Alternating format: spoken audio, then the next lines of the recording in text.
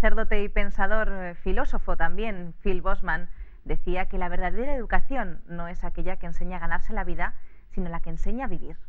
¿Qué les parece? ¿Qué es en el fondo la verdadera educación? Bueno, pues de eso precisamente vamos a hablar en el programa de hoy, aquí en Mejor Cada Día. Muy bienvenidos. Tenemos como invitada a nuestra psicóloga Loida Pancorbo. Muy bienvenida. Hola Esther, gracias por invitarme. Estamos contentos de poder compartir el programa contigo. Y bueno, pues ya saben que antes de comenzar a aprender un poquito más en profundidad acerca de este tema, vamos a ver qué piensan ustedes en la calle. Nos vamos entonces a Opinión Pública. Pues para mí la educación es el trabajo diario que tengo que hacer con mis hijos, pues para que en un futuro se puedan desenvolver por ellos mismos, sean respetuosos con todo su entorno, con las personas, con la naturaleza, con todo.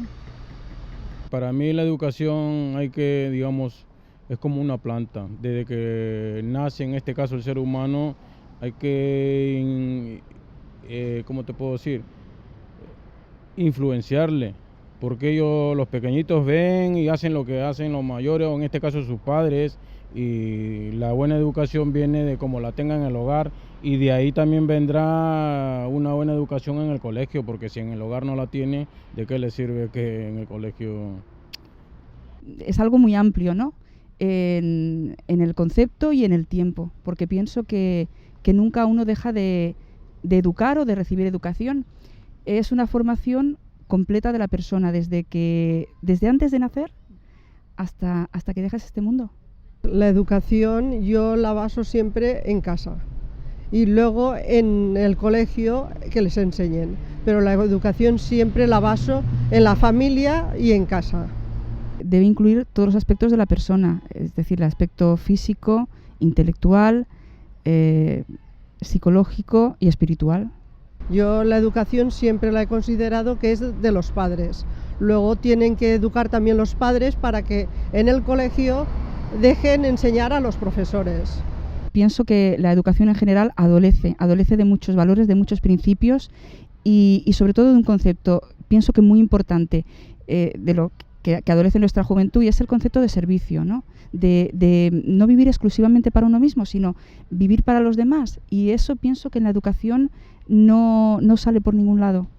Yo pienso que también es la época que se está viviendo, la juventud, que es demasiado complicada, porque igual puedes tener un profesor de maravilla, pero si el alumno no quiere, ya eso viene de la educación del colegio, yo qué sé, sinceramente la juventud es la que está complicada.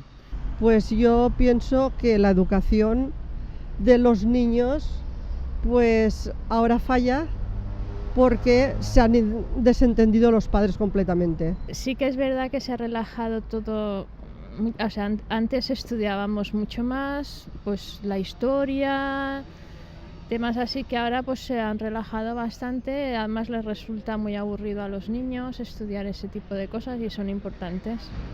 Pues sí, sobre todo lo que te decía del servicio, del respeto, de valores que se están perdiendo.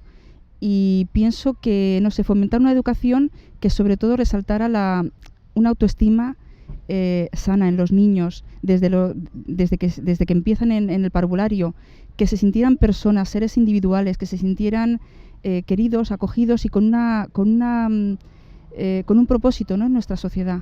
Yo cuando era pequeñito a mí me daban un cuarto de hora de urbanismo, de cómo tengo que comer, cómo tengo que comportarme. Si lo pudiera cambiar, pues nada, que volviera como era antes. O sea, en algunas cosas hay que ir adelante y en otras cosas, si ha visto que no funcionan, hay que retroceder y dejar siempre la educación a los padres y los padres preocuparse y no dar todo a los hijos, porque a los hijos no se les puede dar todo, hay que decir algunas cosas que sí y algunas cosas que no. Y muchos padres se desentienden de la educación dándoles todo, cuando eso no es educar. Bueno, pues el tema de hoy, como muy bien saben, es el tema de la educación. La verdad es que son muy interesantes todas las opiniones que hemos escuchado en la calle, pero vamos a ver qué nos dice nuestra especialista Loida Pancorbo. Loida, estamos especialmente preocupados por el momento que está viviendo la sociedad. Hay muchos padres que están pidiendo incluso que el Estado tome la tutela de sus propios hijos. No saben qué hacer con sus propios hijos. ¿Qué crees que está pasando? Bueno, estamos un poco perdidos, ¿no? Parece que no es suficiente con la educación que se está dando en los colegios, la que podemos dar como padres, como si los hijos estuvieran complicándose cada vez más. Pero claro, es que también le dedicamos cada vez menos tiempo, ¿no? Menos atención. Tenemos tantas cosas que hacer en la vida que es algo un poco secundario la educación de los hijos. Y les prestamos la atención pues cuando llegamos del trabajo a las 9 de la noche, muy cansados como para dedicarnos a nada, y muy tarde para ellos como para tener que hacer ciertas tareas o tener conversaciones con ellos tranquilas y distendidas. Para empezar, vamos a analizar un poquito el tema de la educación. Pensamos que ese es el factor determinante, el factor más importante. ¿Qué es, en tu opinión, la verdadera educación? ¿Cómo lo definirías? Pues la verdadera educación yo creo sinceramente que es la que hace personas. No hace individuos, no hace miembros de una sociedad, sino hace personas. Una persona entendida en todas las dimensiones, en su desarrollo físico, en su desarrollo intelectual, en su desarrollo moral y en su desarrollo social y afectivo. Y en todas esas dimensiones es donde tiene que incidir la educación, que ayuda al desarrollo natural del niño. Es como que le va poniendo los peldaños para que el desarrollo pueda subir la escalera. ¿Son educables todos los aspectos de un niño, o hay algunos que son educables y otros que no? Hombre, el niño viene con un temperamento determinado genéticamente, pero sí que hay una zona de acción. Venimos con unos determinantes biológicos, pero que dejan un margen en el que el ambiente puede influir, y dentro del ambiente estamos nosotros como educadores, nosotros, los profesores, los padres, etcétera, ¿no? Es una teoría muy interesante, es el desarrollo de la zona próxima de Vygotsky, que menciona precisamente eso, que una cosa es donde el niño puede llegar por sí solo y otra cosa es donde con ayuda de un amigo o de un tutor de su edad o un adulto podría llegar. Y esa zona de desarrollo próximo es donde marca la diferencia de lo que puede o no puede, por lo que está determinado biológicamente, y donde sí que podemos ayudar con educación. ¿Y entonces qué aspectos son educables en el niño? ¿Qué podemos educar? Pues en mayor o menor medida prácticamente todo, menos lo biológico, que lo hacemos de una forma más secundaria, ¿no? Que podemos educarlo a través de comportamientos, de rutinas, de higiene, del sueño, de alimentación adecuada, etcétera. Podremos ver cómo afecta a su desarrollo y a su educación, pero más directamente se puede educar en todos los aspectos. Esto es muy estresante para los educadores, porque se sienten que tienen demasiadas puertas abiertas y no saben muy bien cómo actuar, pero como se sabe muy bien, es Vox Populi, un buen ejemplo es seguro para educar, porque si hace siempre las cosas bien, el modelo, esa esponjita que es el niño, podrá copiar esas conductas siempre y cuando las atienda. Un poco hablemos de cuáles son los objetivos de la educación. ¿Qué se pretende mediante la educación? Pues mediante la educación hay diferentes ramas o grupos de personas que tienen objetivos diferentes, pero básicamente es generar personas autónomas. Algunos matizarán autonomía más en el sentido de la democracia, de ciudadanos libres, igualitarios, etcétera. Otros dirán autónomos en cuanto a autosuficiencia, de ser capaces de apañarse en la vida, pues desde alimentación, comida, cobijo, trabajo, etcétera. Y otros van más allá y entienden la persona con una esencia vital, con un alma desarrollada o con una personalidad completa. ¿Quiénes deben educar? ¿La familia, los profesores? ¿De quién es la responsabilidad? Pues el compendio sería lo positivo, ¿no? Porque el niño pasa muchas horas en diferentes ambientes. Entonces, como no estemos todos de acuerdo en una misma vía, al final seremos incoherentes. Pero la responsabilidad última es de los padres, que han sido quienes han decidido que el niño que venga a este mundo. Entonces, ellos son los que tienen que encargarse de encontrar profesores, de encontrar centros, de regular la información que le llega al niño de forma que sea todo coherente y consistente con el tipo de educación que se les quiere dar. Bueno, si somos los encargados de educar a los niños, necesitaremos algunas claves para poder hacerlo de la mejor forma posible. ¿Qué claves nos podrías dar? Una clave muy importante es la coherencia. Un niño tiene que ver que lo que tú le dices y lo que tú haces es coherente. Y tiene que ver que lo que sus figuras diferentes de referencia hacen y dicen están de acuerdo. Es decir, que un padre y una madre discutan, mal asunto. O que el padre permita unas cosas y la madre no, y en el colegio se les dé otras pautas, pues tampoco va por la línea adecuada. O que yo te esté diciendo, no puedes pegarte un atracón de chocolate después de cenar, que no vas a dormir bien, y yo me siente y me pego un atracón de chocolate, tampoco es correcto. Entonces, esas son las pautas básicas que deberíamos de tener en mente en cualquier punto de la educación. Y siempre ser facilitadores de los pasos por donde van pasando los niños. Es decir, estar informados de en qué etapa están, de lo que pueden o no pueden hacer en ese momento y servirles de puentes, de ayudas, de apoyo, de muletitas para ir caminando por esas etapas. La disciplina sin duda es un punto importante en la educación de los niños y de los adolescentes. ¿Qué papel exactamente juega la disciplina y de qué modo debemos entender este término? La disciplina se ha asociado popularmente con la parte más rígida o más incluso de dar, de castigar, etc.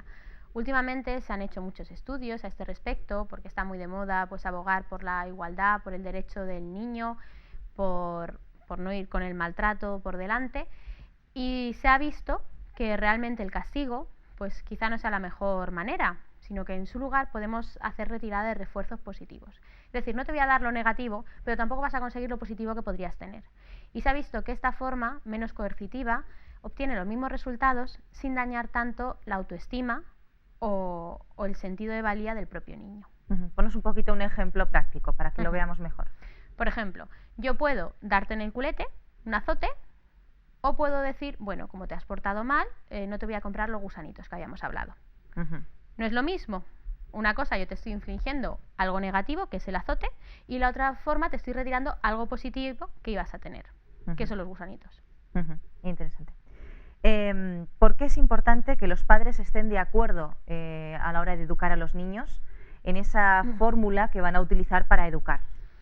Pues para empezar, porque los niños son niños pero no son tontos. Entonces, si no hay acuerdo, ellos van a buscar todos los resquicios para salirse con su impulso natural, que es conseguir el máximo beneficio de las conductas que ellos quieren hacer. Entonces, si no se ponen de acuerdo, van a empezar instintivamente a meter baza entre ambos padres, a preguntarle lo que le tienen que preguntar a cada uno para sacar el máximo rendimiento, etcétera. Y para continuar, porque si dos figuras relevantes se dan informaciones distintas, tú acabas por no saber lo que está bien y lo que está mal.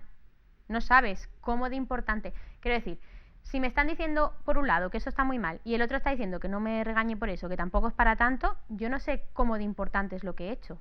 Si es muy muy malo o si es poquito de malo, tampoco parece que pase nada si lo hago, pero parece que uno dice que sí y se pierden. Y ellos están en una etapa en que nosotros como adultos tenemos muchas estructuras de cómo está el mundo, de cómo funciona, pero ellos no, ellos están generando sus estructuras. Y si estamos así, no saben dónde poner las baldas de su estantería para poder organizar sus cosas en el mundo. Entonces habría que ponerlo de forma coherente y fácil para que él pudiera absorber y luego ya una vez formado ya lo moverá él cuando sea adulto, ¿no? Con el raciocinio. Pero en principio necesita una información por una vía coherente. Una gran responsabilidad la que tenemos los padres. ¿En qué momento los padres deben ponerse de acuerdo en ese proyecto educativo? ¿Cuál es el momento en el que deben hacerlo? Desde el principio. Desde el principio. Una pareja cuando se conoce y empieza a tener un proyecto de vida, a plantearse si tener hijos o no tenerlos, ya debe tener claro en qué línea van a educar a sus hijos. Si van a llevar, por ejemplo, una filosofía del laissez-faire, de dejar que el niño explore y ser más permisivos y permitirle que aprenda con ensayo-error, o si van a ser más disciplinados, o si van a ser más protectores, y deben estar de acuerdo, porque peor aún que algunas de esas opciones es no tener una opción clara. Muy importante. Otra pregunta que nos surge es si las claves para la educación de un niño cambian mucho que las claves para la educación en la adolescencia. Pues sí, porque ya no estamos interactuando con niños pequeños que no pueden razonar o pensar en los mismos términos que un adulto, sino que estamos hablando con personitas. Ya son seres que pueden razonar como un adulto, que entienden los argumentos, que pueden generarse sus propias teorías y opiniones, y por supuesto no valen esas imposiciones de lo haces porque lo digo yo que soy tu padre, ¿no? Hay que explicarle, lo digo yo porque mira, pasa esto y esto es mejor por este motivo, por este argumento, por este otro, etcétera. ¿Y qué claves deberíamos tener claras en la educación, por ejemplo, de los niños? Pues unas pautas de coherencia, ante las mismas situaciones dar las mismas respuestas. Quiero decir, no tiene sentido que le echemos la bronca del siglo al niño por haber hecho cualquier barbaridad y luego delante de los amigos, el niño está jugando por aquí, lo comentemos como mira qué gracioso mi niño lo que me ha hecho hace un rato. Eso no sirve para nada. Hay que ser coherentes. Además, tenemos que hacerlo de forma progresiva y constante. No vale sentar al niño un día y decir, venga, que te voy a educar 5 cosas. Que parece que hay algunos padres que pasan un poco y un día a la semana voy a dedicarte un ratito, que más vale eso que nada, ¿no? Pero no, al niño hay que educarlo en cada interacción. No vale decir, ahora estoy muy cansado, muy ocupado y estoy viendo que estás haciendo cosas que no están mal, pero como las consecuencias no son muy grandes, sigue haciéndolas. Ya en otro momento que tenga más tiempo, hablaré de eso. Porque el niño está atento, el niño sabe que está siendo observado, que no, que esas cosas ya las ha hecho antes, está aprendiendo. Que a los 10, 12 años ya tiene un esquema total del mundo y hace una década ni existía ni sabía nada, así que aprende muy deprisa. Así que es muy importante corregir al niño en todos los aspectos que vayan desarrollando. Es muy importante estar atentos a eso y corregirles. Bueno, pues más preguntas. ¿Son las mismas claves entonces en la adolescencia? ¿Qué claves tendríamos que puntualizar en la adolescencia? Pues en la adolescencia es mucho más verbal. La educación pasa por el razonamiento, por sentarnos y hablar de algunos temas, por exponer nuestras opiniones. Y una cosa que algunos se van a lanzar a pegar gritos y a llevarse las manos a la cabeza es admitir cuando cometemos errores como padres. Porque ellos lo ven y lo razonan ya. Es que desde el punto de vista práctico, negarlo no va a servir de nada. Ellos ya ven que nos hemos equivocado. Y admitirlos, lejos de quitarnos respeto, nos da respeto. Porque eso quiere decir que cuando no los admitamos es porque estamos convencidos de que está bien, de que tenemos una experiencia que nos lleva a esas conclusiones. Y es muy importante hacerlo desde ese punto de vista, desde la argumentación, la lógica. Tú y yo hablamos, yo sigo siendo el adulto, sigo siendo el padre máximo responsable, pero estamos abiertos a hablar. Si tú me haces una petición con unos argumentos y unos compromisos y me demuestras que lo puedes cumplir, podemos ser más flexibles. ¿Con qué dificultades podemos encontrarnos al desarrollar estas claves en la educación de los niños? Pues dificultades muchísimas, desde la inexperiencia que tiene todo padre cuando comienza con los primeros hijos a tener que educarlos, a la falta de tiempo, que es mucha, un gran estrés al que estamos sometidos en el mundo laboral en el que nos movemos, que los trabajos están más lejos y perdemos más tiempo en el transporte, que las mujeres están muy metidas en ese mundo laboral, que luego hay que llevar la casa también, la compra, una serie de responsabilidades que hacen que lo urgente deje de lado a lo importante. Entonces nos pasamos la vida sumidos en cerrar asuntos urgentes, urgentes, urgentes, y lo importante se nos queda residual a algún rato que nos quede o quizá ni eso. Entonces es una dificultad y a la vez una oportunidad de plantearnos las prioridades en la vida, porque luego quizás sea muy tarde. Cuando luego tenga un hijo, que desgraciadamente ojalá no sea así, acabe drogándose con algunas pastillas en una discoteca a los 18 años, tendré que plantearme si yo he hecho todo lo que he podido y es responsabilidad de él o de donde se ha metido y yo ya no podía actuar, o hasta qué punto ha sido mi responsabilidad. Sin duda, la responsabilidad de los padres es un punto a tener en cuenta, pero como muy bien decías, no sé de qué manera los padres podemos combatir, por decirlo de alguna forma, con el tema de la conciliación laboral, que en estos momentos, bueno, pues es una realidad en nuestra sociedad y que tal vez no nos permite ser todos los buenos padres que podríamos ser. Pues sí, desgraciadamente vivimos una sociedad que, como no sea con 2 sueldos, no hay manera de llegar a ningún sitio. Entonces, ¿qué pasa? Tenemos que delegar, ¿no? Pues es importante fijarnos dónde delegamos la responsabilidad de la educación de nuestros hijos y a quién. Hay gente que opta por que sean los abuelos los que tengan un gran peso en las primeras edades de los niños y sean ellos los que eduquen, otros optan por guarderías, algunos se fijan más en qué tipo o no. Muchas veces, desgraciadamente, los padres se fijan más en la calidad del rendimiento académico que ofrecen los centros como guarderías, con mucha estimulación, etcétera, en detrimento de otro tipo de características muy importantes en la educación. Pero sí que es importante, bueno, yo no tengo tiempo, no tengo la posibilidad ahora mismo, pero voy a hacer que quien esté con mi niño durante ese tiempo sí que lo haga lo mejor posible. Por ejemplo, una cosa tan sencilla como es, tengo una niñera en casa que se queda 3 horas con mi niño cada día hasta que yo llego, voy a ver qué programa le digo que le ponga. Si le dejo que ponga la televisión y vaya cambiando, viendo cualquier programa, o yo le busco unos dibujitos adecuados, que tengan un lenguaje adaptado a su edad, que enseñen unos valores positivos, etcétera. Muy importante también. ¿Crees que es posible que los padres sean amigos? Bueno, la eterna pregunta, ¿no? Ni amigos ni enemigos. Los padres son padres y tienen un rol, y hay padres que tienen mejor relación con sus hijos y otros que ponen una distancia tremenda e insalvable, pero no pueden ser amigos en estas etapas como tal. Los amigos tienen unas funciones muy importantes, en la adolescencia sobre todo, y los padres tienen otras funciones. Y un padre pues tiene que estar siempre por encima en el sentido, ojo, no vamos a hablar por encima o por debajo como persona, sino en el sentido de la responsabilidad última en la toma de decisiones, al menos hasta la edad legal de adulto del niño, que sería los 18 años, e incluso, bueno, esto es variable, hay niños que son muy responsables con 16 años y hay otros que hacen barbaridades con 21, ¿qué le vamos a hacer? Pero bueno, y también está el padre y la madre sabiendo dónde poner los límites a cada hijo. Tenemos que tener claros entonces dónde están esos límites para poder dárselos a nuestros niños, es importante. Hablabas hace un momento de los abuelos, la función de los abuelos como educadores también. ¿Qué pros y qué contras tiene derivar esa función en los abuelos? Bueno, vamos a empezar por lo positivo. Los abuelos nos han educado a nosotros y tienen una visión del mundo parecida a la que nosotros tenemos. Nosotros hemos evolucionado, hemos formado un hogar nuevo, hemos adaptado al de nuestra pareja, pero más o menos tiene algo que ver con nuestra visión del mundo en cuanto a valores, etcétera. Entonces, algo de lo que nosotros le transmitiríamos a nuestros hijos sí que se los iban a transmitir los abuelos. Por otro lado, son personas que quieren mucho a los nietos y van a intentar hacer lo mejor para ellos. Entonces no van a sentirse desatendidos, como podría pasar a lo mejor en instituciones que es un trabajo más cuidar de un niño o no cuidarlo, sino que es algo con una implicación personal.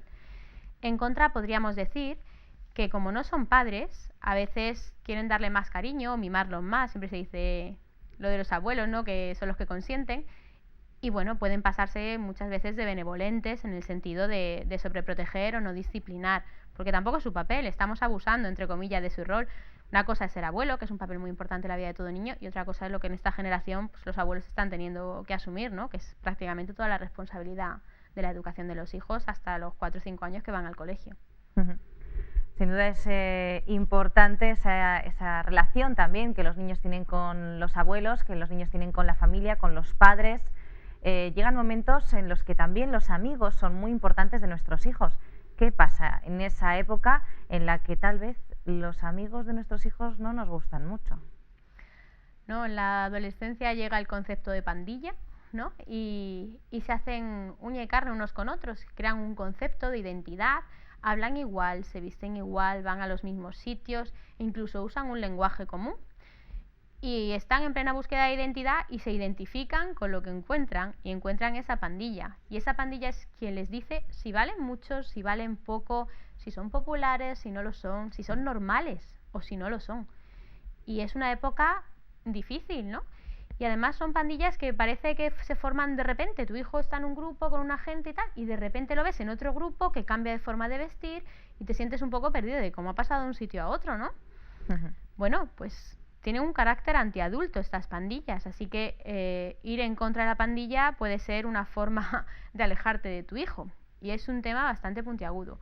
Una recomendación quizás sería primero informarnos bien, antes de ponernos en contra de forma manifiesta, porque haya que limitar el contacto, es informarnos de hasta qué punto esa pandilla tiene ciertas prácticas o no. Por ejemplo, hay pandillas que son mucho de ladrar y nada de morder. Entonces, si es una pandilla que, bueno, pues que visten más oscuro o más claro, o que escuchan un tipo de música, o que invierten mucho tiempo en deportes o tal, pues a lo mejor es más sano. Hay otras pandillas que sí que tienen más problemas, pues de drogadicción, de alcoholismo, etcétera. La verdad es que hay fórmulas para que los niños se diviertan, hay fórmulas para que los niños se recreen, pero a lo mejor no conocemos exactamente la diferencia entre diversión y recreación en esa educación en la que estamos, porque evidentemente los niños se educan también en esos momentos de ocio. ¿Qué diferencias hay entre educación pues para la recreación o educación para la diversión? Bueno, el ideal sería saber combinarlas, ¿no? Lo que pasa es que con esto del aprendizaje divertido, muchas veces metemos a los niños en aprendizaje 24 horas y ellos también necesitan tiempo de experimentación, de juego y de reír por reír. Tampoco tenemos que tener esa obsesión de sobreeducarlos. A veces la educación es simplemente dejar que descubran el mundo y para ello necesitan interactuar y el juego es la mejor forma para ello. Muy bien. Bueno, pues vamos a hacer una pequeña pausa, como les tenemos acostumbrados. Seguiremos aquí en Mejor Cada Día en unos instantes, pero antes les recuerdo que tenemos unos cursos muy interesantes en una página web www.ofrececursos.org y bueno, pues ustedes pueden seleccionar el curso que más se adapte a sus necesidades o a sus gustos y mandarnos un correo electrónico a info@ofrececursos.org y enseguida les vamos a contestar y les vamos a enviar el curso solicitado, sin ningún tipo de coste adicional de ninguna clase. Así que ya saben, en estos momentos de pausa pues pueden aprovechar, meterse en internet y solicitar alguno de nuestros cursos. Volvemos enseguida. La Voz de la Esperanza te invita a través de su página web vozesperanza.com a descubrir 4 interesantes cursos por internet de forma totalmente gratuita y sin compromiso. Curso La Biblia habla. ¿Quieres conocer más de la Biblia y disfrutar de todas las bendiciones que ella puede aportar a tu vida? Entonces este es el curso perfecto para ti. Curso Tesoros de Vida, para estudiar la palabra de Dios desde la moderna perspectiva del siglo XXI. Curso Salud y Vida. ¿Quieres aprender a disfrutar cuidándote? Entonces, ¿a qué esperas? Apúntate ya. Curso La Fe de Jesús. Estudios bíblicos de ayer, de hoy y de siempre. Ya sabes, visita hoy vozesperanza.com y disfruta a través de la red de nuestros cursos gratuitos. vozesperanza.com.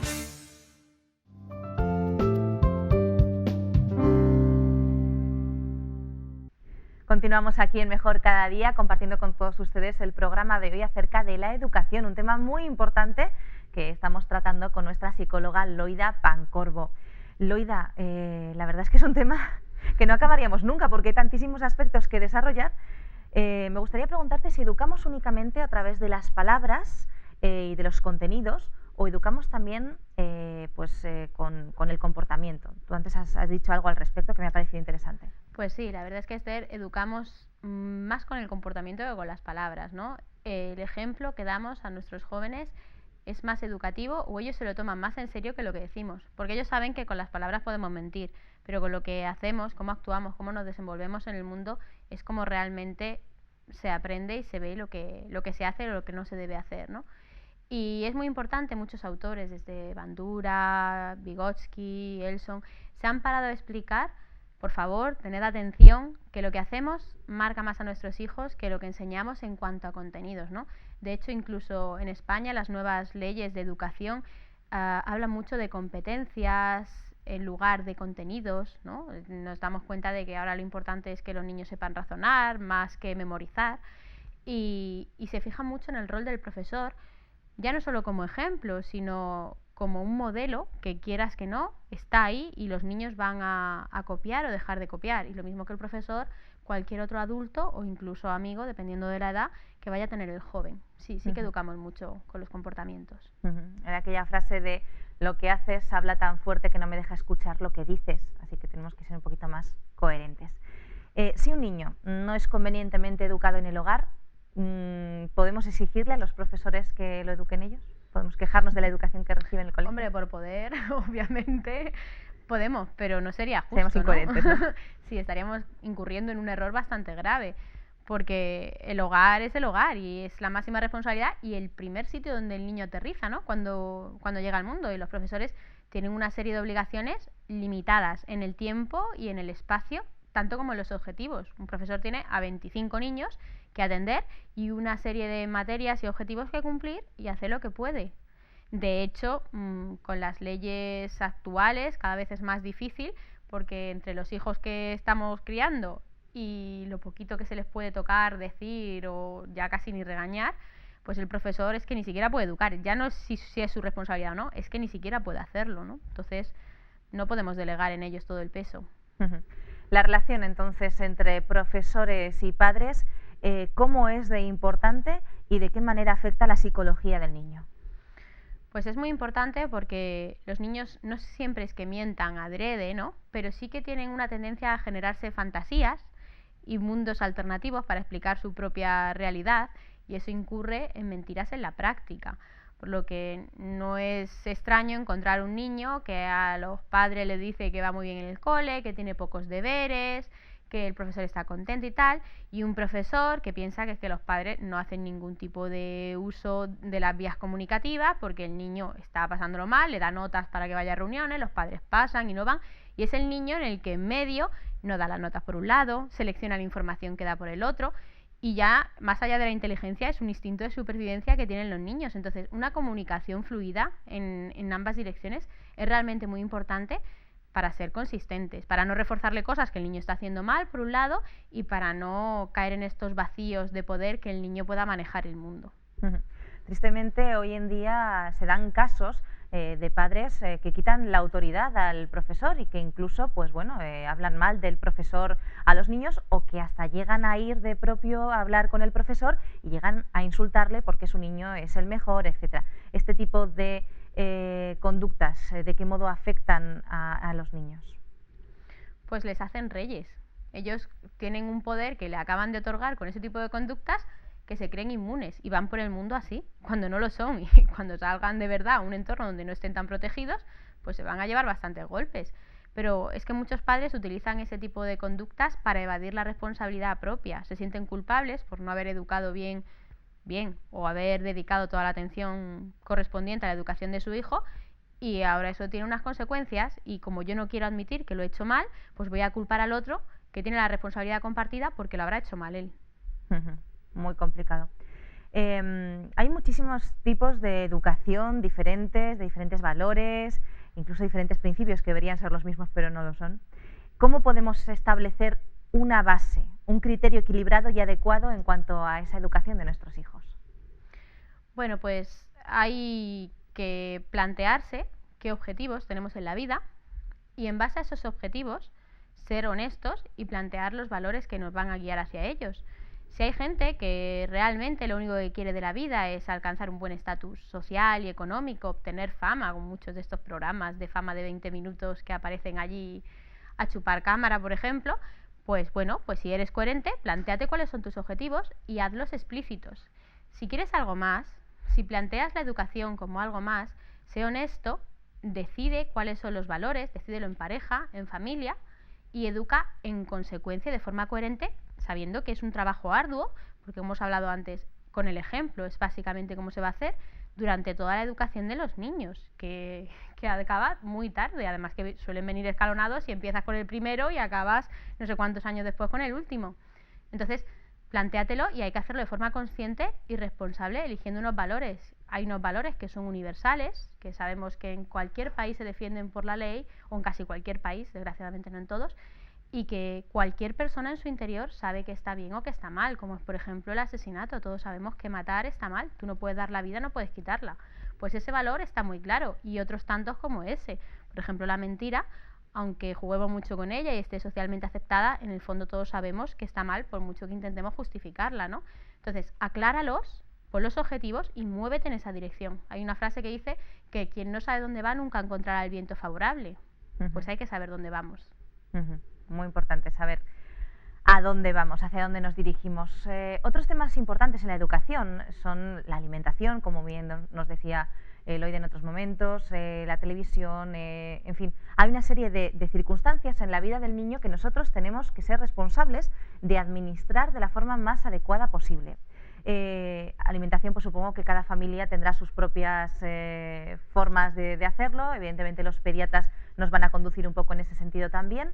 Pero, por ejemplo, hay temas como la televisión, el uso en la infancia, después hablaríamos también de Internet, pero bueno, en la infancia, de los programas, diferentes programas de televisión, cómo unos padres pueden educar o deseducar a sus hijos en función de lo que les permiten ver o no ver.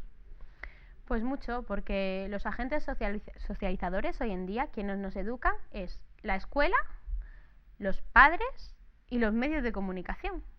Entonces, el tiempo que yo no estoy con mi hijo, ¿quién está? La tele muchas veces, ¿no? Y esta televisión está pensada para producir audiencia. ¿Y qué genera audiencia? Pues desnudos, sexualidad, violencia.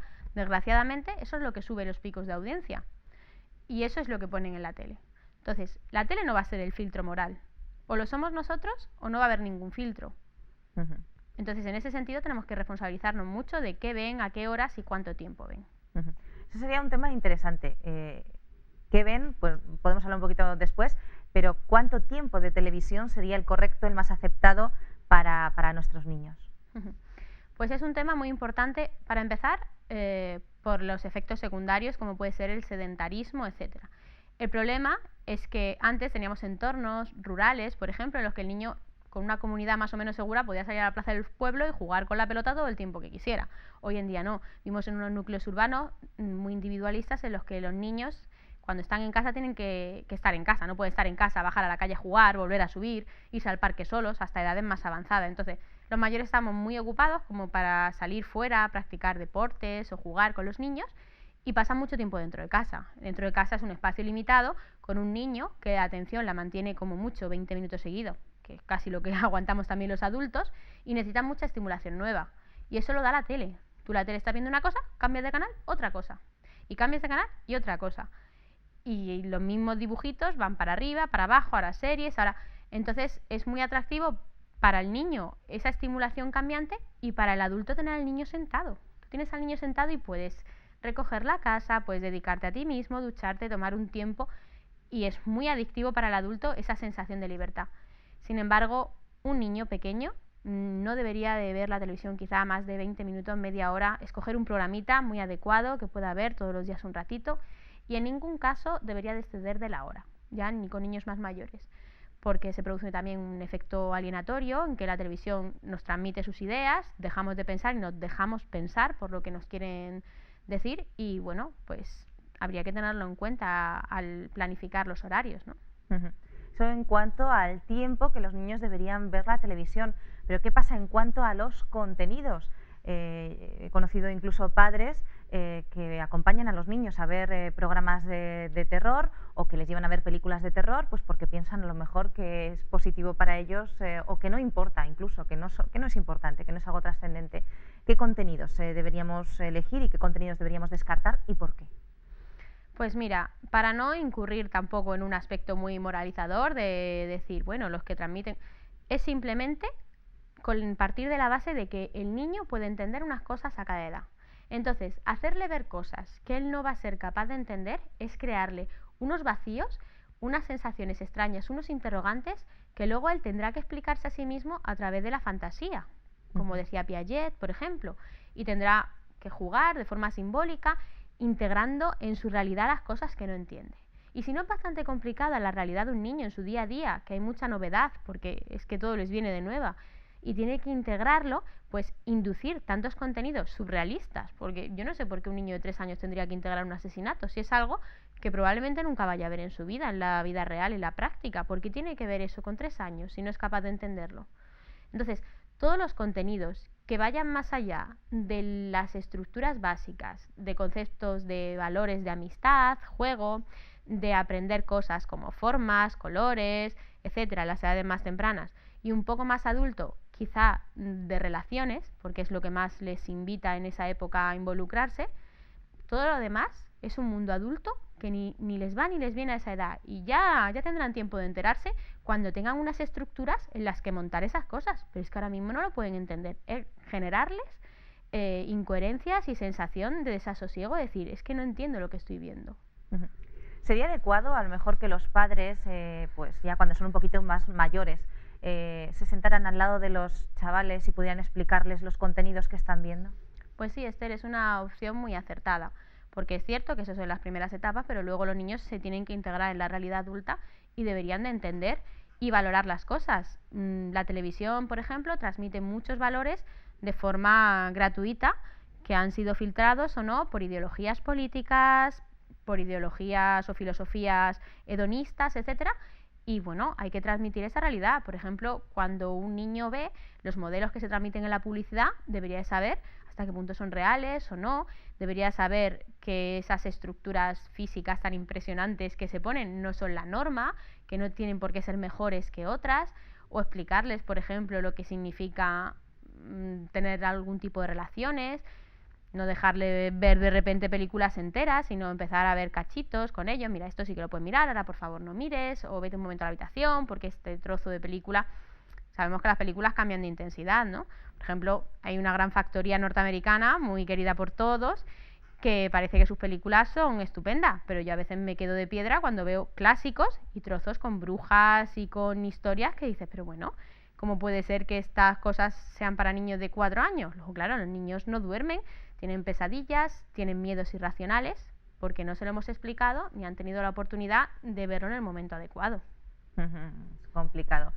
Eso relativo a la televisión. Tenemos una caja que evidentemente puede dar mucho contenido positivo, pues, documentales, información, etcétera. Para los niños, a lo mejor los padres deberíamos ser un poquito más responsables y buscar los contenidos más adecuados para nuestros niños. Incluso hay ciertos contenidos que podemos encontrar por internet, comprarlo en determinadas distribuidoras, pues de contenidos que realmente nos interesa que los niños sepan. Y bueno, pues cuando son más mayores, pues como dice Loida, ir adecuándolos, ¿no? Estamos en esta sociedad. ¿Qué pasaría entonces, Loida, con las tecnologías, las nuevas tecnologías? Ya hemos hecho algún programa al respecto de este tema, pero nos gustaría conocer tu opinión. Internet, videojuegos, ¿cuánto tiempo? ¿Qué contenidos? En cuanto a Internet, ¿cuánto tiempo? ¿Qué contenidos? Es una ventana al mundo muy difícil de controlar. Sabemos, o si no lo sabemos, es una buena oportunidad para saberlo, que hay programas limitadores de la información que pueden ver nuestros hijos en Internet, que le recomendaríamos a los padres que los tuvieran en cuenta, que suelen cerrar contenidos de índole pornográfica o excesivamente violenta. ¿Eso dónde pueden conseguirlo los padres? Disculpa. Bueno, pues ahora mismo no recuerdo el nombre, pero sí que podemos entrar en buscadores como Lycos o Google y buscar restricción de contenidos y saldrán programas, la mayoría de ellos de modo gratuito, que se pueden instalar automáticamente, y hay una serie de ventanas en las que tú eliges qué contenidos pueden o no pueden verse, de cara a que tus hijos puedan hacerlo. Luego, como adultos, si quieres entrar a otros apartados, pues ya puedes meter una contraseña y te permite navegar libremente, ¿no? Y es un gran avance eso, lo mismo que los hay también para teléfonos móviles y otras tecnologías. Pero se nos meten los niños ahí y nosotros tan tranquilos porque están en casa, y están peor que si estuvieran jugando en el parque o con unos amigos jugando a fútbol, porque no hay límite. Y como no hay límite y hay mucho anonimato, todo el mundo se ve muy libre de hacer cualquier barbaridad, por decirlo de alguna forma, de mentir. En Internet, pues si la tele nada es lo que parece, en Internet ya podemos imaginar, ¿no? Entonces habría que restringir mucho su uso, porque ya se empaparán. Está bien que aprendan a dominar las nuevas tecnologías, porque es el mundo que les toca vivir, van a estudiar con ellas, van a vivir con ellas, a manejar programas y el ratón, el teclado, etcétera, pero teniendo en cuenta que son muy pequeñitos. Entonces estaría bien que fueran programas bajados, que no estuvieran conectados a Internet, sino que pudieran tener, pues, de aprendizaje de formas o de estudios de algún tipo, pero no con libertad total. Y los videojuegos, por favor, evitar videojuegos violentos, de estereotipos dañinos, y que sean más bien constructivos de un aprendizaje sano, que hay juegos muy divertidos, de enigmas, de juegos visuales, etcétera, que no hacen que nuestro cerebro ponga en marcha las conductas violentas, aunque sea de forma cognitiva, porque será mucho más fácil que luego sea de forma práctica. Podríamos continuar hablando muchísimo tiempo acerca de la educación de nuestros niños y de nuestros jóvenes, porque es un tema que no acaba. Sin embargo, ha llegado el momento de pasar a nuestro resumen en pocas palabras.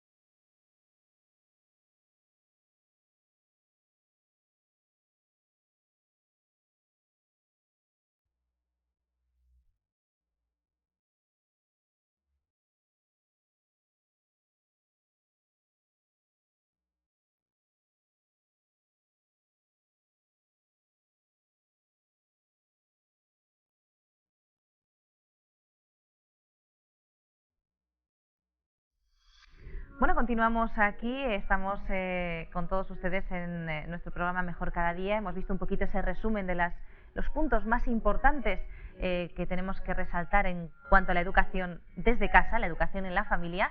Y vamos a ver ahora en nuestro espacio Segunda Opinión acerca de la educación desde el otro lado, desde la parte de los docentes. Comenzamos, Manel, con una pregunta personal. ¿Cuántos años llevas enseñando? Pues ya casi 20, 19 años. ¿Has notado en este tiempo cambios en los niños? ¿Hemos notado un cambio en la sociedad todos? Sí que ha habido un cambio en los niños. ¿A qué piensas que es debido? A muchos factores. Yo creo que la sociedad cambia rápidamente, las nuevas tecnologías los chavales las viven ya de una manera plena. Están, el fenómeno de los niños que tienen muchas horas sin los papás estresados. Hay muchos factores que hacen que los niños cambien porque la sociedad cambia.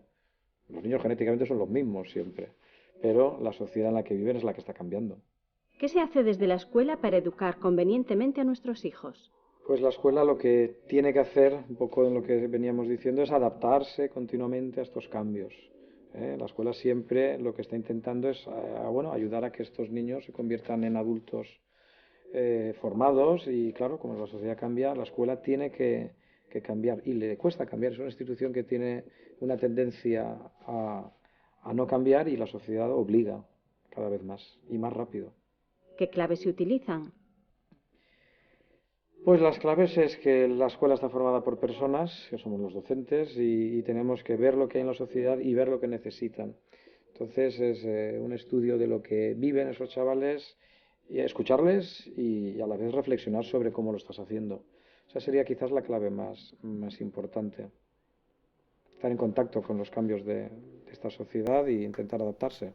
¿Cómo se decide lo que los jóvenes o los niños deben aprender y lo que no tanto en la escuela?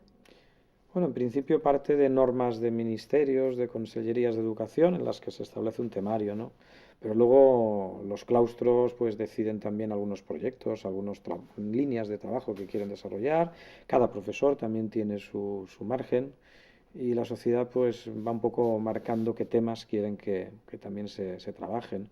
Muchas veces nos vienen desde instituciones, ayuntamientos, ONGs en las que te piden pues una participación. La escuela es un lugar abierto en el que continuamente se van ampliando los temas. Cada vez tenemos más temas, pero el tiempo es el que hay, está limitado.